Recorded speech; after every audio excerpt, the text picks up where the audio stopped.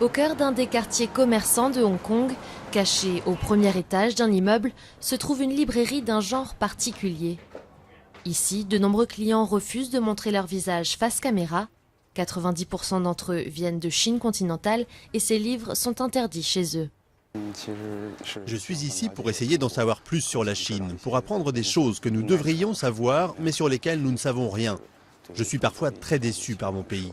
J'aimerais qu'il s'améliore, qu'il soit plus démocratique, mais je pense que ça n'arrivera jamais. Ancienne colonie britannique, revenue à la Chine en 1997, Hong Kong bénéficie d'une liberté d'expression inconnue sur le continent. Plusieurs maisons d'édition hongkongaises se consacrent à la publication des ouvrages controversés. Le cofondateur de cette boutique spécialisée dans la vente de livres censurés n'a jamais eu de problème avec le gouvernement chinois. Mais ce n'est pas le cas de tout le monde.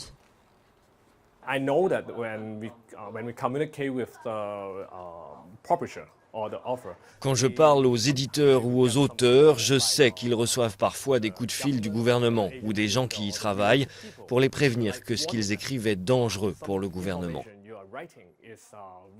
Et ils essaient de faire en sorte que l'ouvrage en question ne soit pas publié.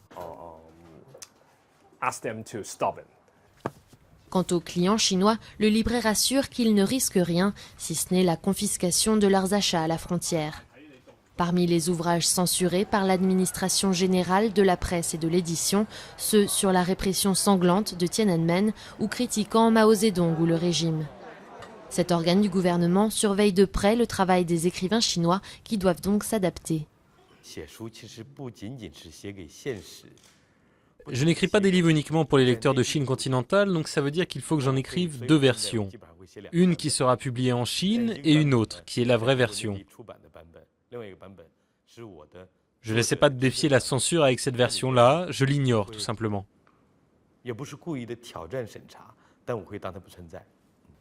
Ironie du sort, le label banni en Chine de ces versions non censurées est désormais un argument de vente à Hong Kong.